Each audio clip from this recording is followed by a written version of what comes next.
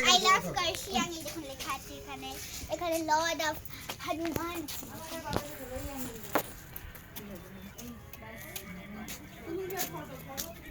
এই দেখুন I love Kurseong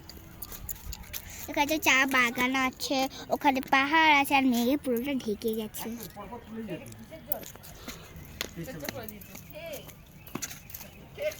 এই দেখুন